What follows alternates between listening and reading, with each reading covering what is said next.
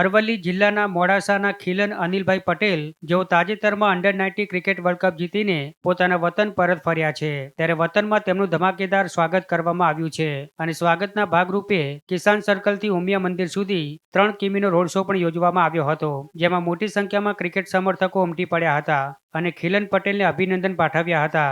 આમ દેશભક્તિના ગીતો સાથે અલગ જ પ્રકારનો જશ્નનો માહોલ સર્જાયો હતો.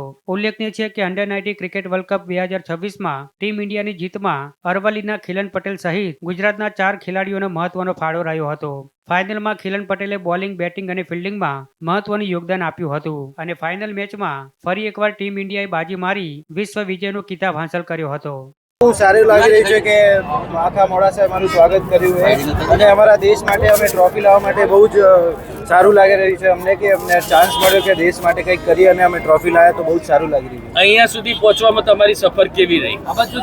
બહુ જ સ્ટ્રગલ રહ્યું, પણ એ તો હવે નોર્મલ છે. હવે કે સ્ટ્રગલ વગર તો કંઈ જ ના મળે, તો સારું રહ્યું ને આખા મોડાસાનો સપોર્ટ રહ્યો એટલે બહુ સારું રહ્યું. આ મેચમાં જ્યારે ફાઇનલ જીત્યા ત્યારે તમને કેવું ગૌરવ લાગ્યું હતું? ત્યાં બહુ જ સારું લાગે કે ક્યારેક દેશ માટે ટ્રોફી જીતો તો બહુ સારું ફીલ થાય અને એમાં બી લાસ્ટ કેચ પકડો તો બહુ જ સારું લાગે.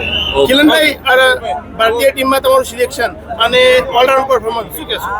બહુ સારું લાગ્યું કે અમે ટ્રોફી જીત્યા. મારું પણ બહુ સારું કોન્ટ્રીબ્યુશન હતું, તો સારું ફીલ થઈ રહ્યું છે કે મેં ટ્રોફીમાં મારું થોડું ભાગદાન.